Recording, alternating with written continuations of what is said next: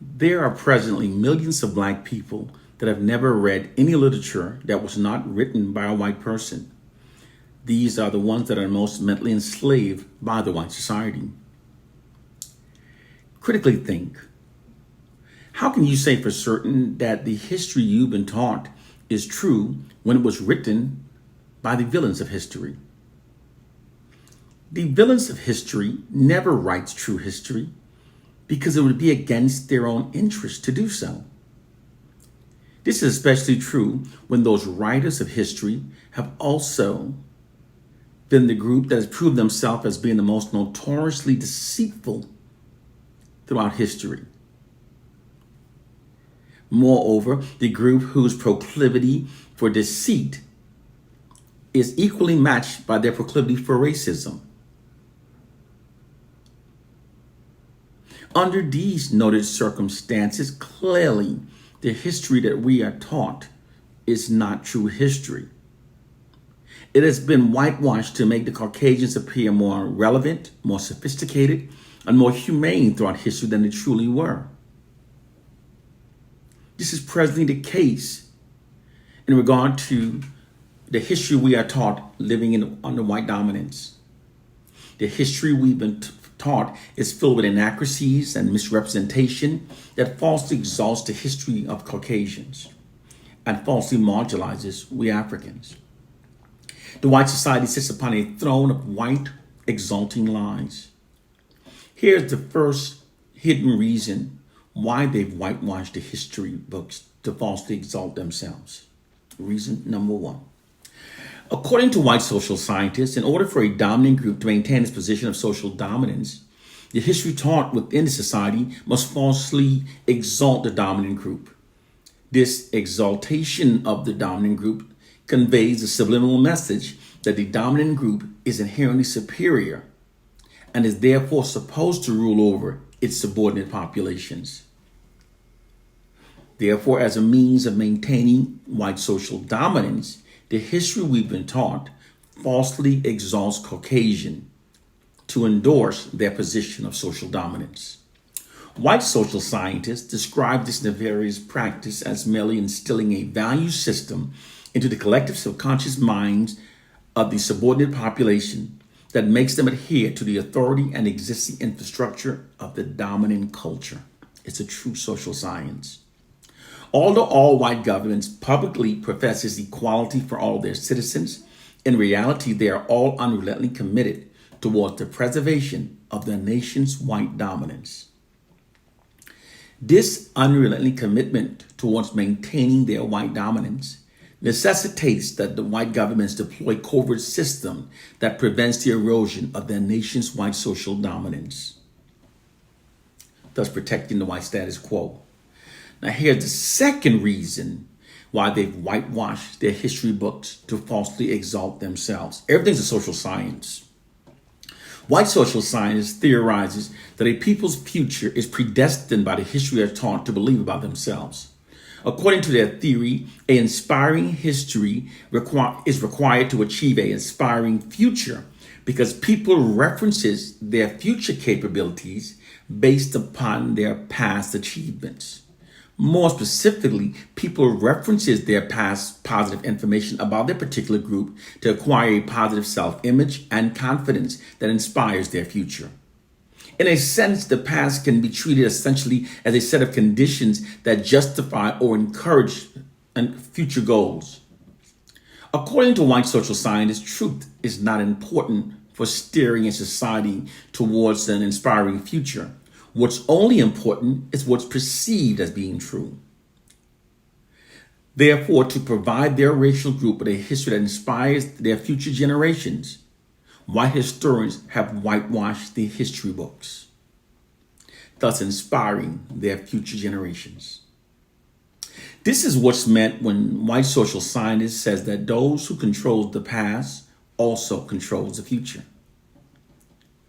White historians whitewash history because their true history does not endorse their current position of social dominance, nor does it inspire the future aspiration of their racial group.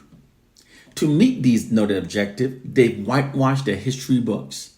to make their racial group appear more relevant throughout history and more significant than they truly, in fact, were. This includes they've turned many black historical figures white and have falsely given themselves credit for achievements made by other groups, specifically in this case, made by black people. Through this nefarious social engineering scheme, the collective self-image and self-esteem of white people have been falsely bolstered at the expense of those of black people. Case, point, and proof. Although Egypt is located in Africa, and although carbon date testings have scientifically proven that the ancient kingdom was built by Africans thousands of years long before the arrival of the Arabs and Europeans during the 7th century, and although DNA testings performed upon the mummies of many pharaohs have also scientifically proven they were Africans, that DNA matched sub-Saharan Africans, the white society nonetheless still ridiculously depicts Africa's ancient Egyptians as having been Europeans. White historians have stolen the glorious history of ancient Egypt and falsely portrays it as their own, and they've manipulated the entire world to see things their way. They have totally whitewashed ancient history to the benefit of their own race. They create narratives that benefits them and impose it upon society as being facts. Here's another example of the nefarious practice. The white society whitewashed their history books by claiming that the father of medicine was a Greek named Hippocrates. However, the true father of medicine was an African named Imhotep. Imhotep was practicing medicine and writing on the subject for 2,200 years before Hippocrates was even born. Imhotep is also the author of the Egyptian papyrus medical text, which contains almost 100 terms and describes 48 injuries and their treatments. In another related whitewashing medical fact, the white society gives Joseph Lister, a white man, credit for the founder of antiseptic, when in reality, that same African medical text I mentioned described the use of antiseptic over 2,000 years ago, before Lister. White historians have also whitewashed their history books by claiming that the world's first scholars were the Greeks. However, Greece's first scholars openly admitted that they were educated by Africans. When Socrates wrote in his studies in the book Bucyrus, he said that he studied science, writing, math, philosophy, and medicine in Africa. The world's first scholars were in fact Africans. African scholars introduced science, writing, math, and philosophy to the world. The world's oldest university, library, manuscript, encyclopedia, human prosthetic, mathematical tools, medical journals are all located in Africa. Africans invented the wheel, the calendar, the concept of 24 hours in a day. Africans were the first to build in stone and the first to smelt metal. And furthermore, long before the Europeans invaded Africa, it was Africans that civilized Europe. Africans introduced science, writing, math, philosophy, everything to the Europeans. They also introduced hygiene standards, including the daily bath. Queen Isabella of Spain bragged that she had only bathed twice in her whole life. Queen Elizabeth I claimed that she was the cleanest woman in all of Europe for reportedly bathing once a month. These deplorable hygiene practices changed only after African scholars introduced the daily bath to Europeans. This non-bathing practice ended only after the Africans introduced the bath to Europeans. Now, however, introducing the daily bath to Europeans was just one of many hygiene practices taught to them. During medieval times in Europe, when they needed to go to the bathroom in the middle of the night, they would relieve themselves within chamber pots that were kept underneath their beds. But that's not the worst part about it. Other than the the pungent smell that would be lingering constantly in their homes.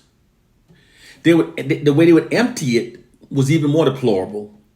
When it was time to clean out those pots, they would simply go over to the window and dump it outside the window, dump it in the streets. As if bad hygiene wasn't enough to a trouble, a person would just stroll down the road, would be exposed to all that filth. Due to the fact that people were tossing their chamber pots outside their windows onto the street, the common area had been viled to begin with. But when rainfall entered the picture, this would cause the disgusting thing to pour all over the city. Far worse, there would usually be rainwater ditches in some places to prevent flooding. But these ditches were often not very advanced, and thus the flooding would occur. As a result of this overflowing water, there would be filth, human filth, waste, and garbage floating in the street, creating a sea of rubble, which included human feces. The Europeans also used urine as laundry detergent. Urine in medieval time was used for a handful of different purposes, and it's hard to decide which is the most disgusting. First of all, urine was employed as a form of antiseptic, believed to be the key ingredient in cleaning people's wounds. They would put urine on your wounds, but it didn't stop there. Urine had yet another purpose, more surprisingly used, to clean their own clothing. They would mix pea and ash and lye and green grapes and make a cleaning substance. Aren't we glad that doesn't exist today? Now, when you consider the fact that the clothes rarely got washed back then, this meant that a lot of people smelled like urine all day long. Since the 12th century, Europeans had been eating mummies as medicines, Egyptian mummies. In later centuries, unmummified corpses were passed off as mummy medicines, and eventually some Europeans no longer cared whether the bodies they were ingesting had been mummified or not. The eating of Egyptian mummies reached its peak in Europe by the 16th centuries. Mummies could be found on shelves in the forms of body broken into pieces and ground into powder. Mummies and other preserved and fresh human remains were a common ingredient in the medicines of that time. In short, not long ago, Europeans were cannibals. All of these practices amongst Europeans ended only when they were civilized by Africans. These facts have been kept from you because as a means of maintaining white social dominance, the history we've been taught falsely exalts Caucasian, thus endorsing their positions of social dominance. It's also being done to inspire the future aspiration of Caucasians while simultaneously instilling a value system into the collective minds of non-whites that makes us more compliant with white dominance over our lives. It was also through those earlier interactions with Africans when we civilized Europeans that they learned that Africans' immune systems were strong enough to sustain the many diseases carried by Europeans. It was a deciding factor, the reason why they enslaved Africans rather than the indigenous Americans. Most of us are unaware of the fact that the true reason why the Europeans enslaved Africans was because they needed people whose immune systems were strong enough to endure the many diseases carried by Europeans. The Europeans were infested with many diseases that caused the death of millions of Native Americans.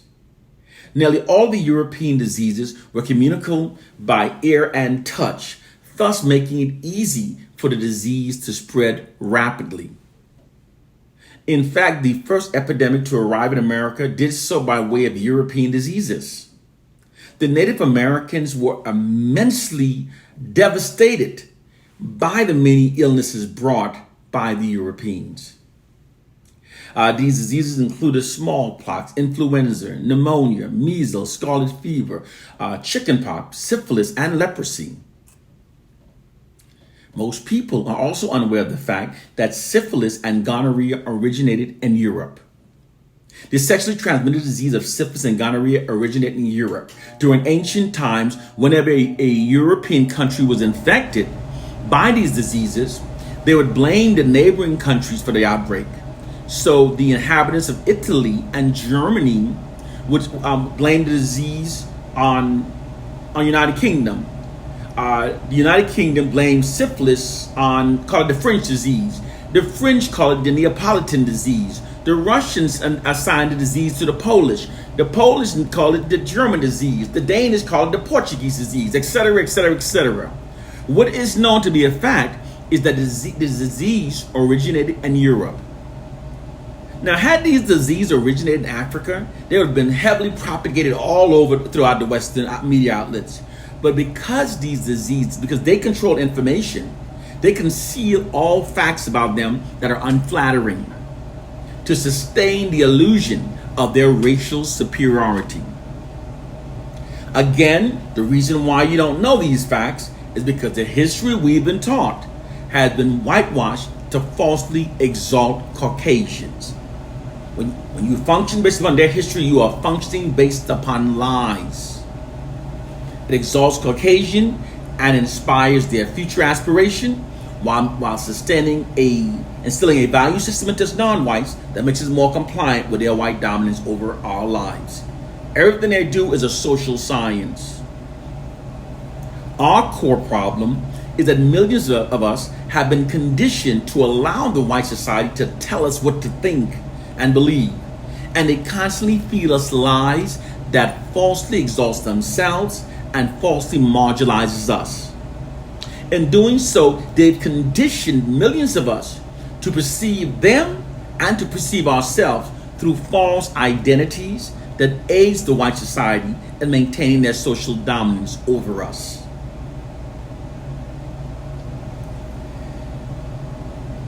We must elevate our minds above a fantasy fiction of a biblical fairy tale and a silly slave syndrome myth. Those have nothing to do with us.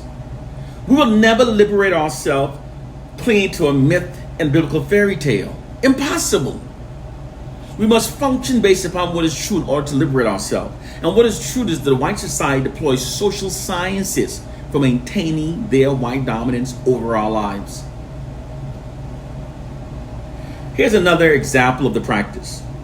Although it's a fact that Caucasians look more like Neanderthals of early Europe than they presently do with we Africans, they've totally separated themselves from those Neanderthals of Europe, and they instead claim themselves as being the highest evolved African Homo sapiens that turned white due to migrating to the colder climates of Europe, an alleged form of mutational cold weather albinism.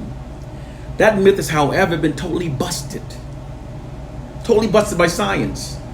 According to two recent studies published in the journal Nature that looked at a DNA fossil hidden in the modern human genome, Caucasians are not African albinos, but have instead inherited their skin color and animalistic long hair type from their Neanderthal ancestors. These studies also found that black skin and black woolly hair are the direct result of Homo sapien DNA. Africans are the true Homo sapiens, and the Darwin evolutionary chart does not apply to Africans. Unlike Caucasians, Africans did not evolve from lower primates, but have instead always been Homo sapien. The implications of these findings are enormous. They prove that Africans are the true Homo sapiens and that Caucasians are Neanderthal. Now, this might be a bit of a disappointment to those of you that favor the premise that all life originated in Africa and spread throughout the world. But the truth is all Homo sapiens, but there are different species that are masquerading themselves as Homo sapiens. Africans are the true Homo sapiens. Many people aren't aware of the fact that when the early Homo sapiens traveled to Europe they encountered thousands of Neanderthals already living in Europe. Neanderthals that have lived in Europe for 80,000 years, according to the experts. Now, although Caucasians share more physical characteristics with those Neanderthals than they do with we Africans, they've totally, however, separated themselves from the Neanderthals and attached themselves onto we Africans while claiming themselves as being the superior Africans. Isn't that some BS? Total BS.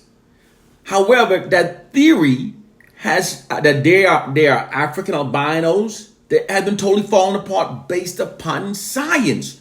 Caucasians are not African albinos. They are not of us.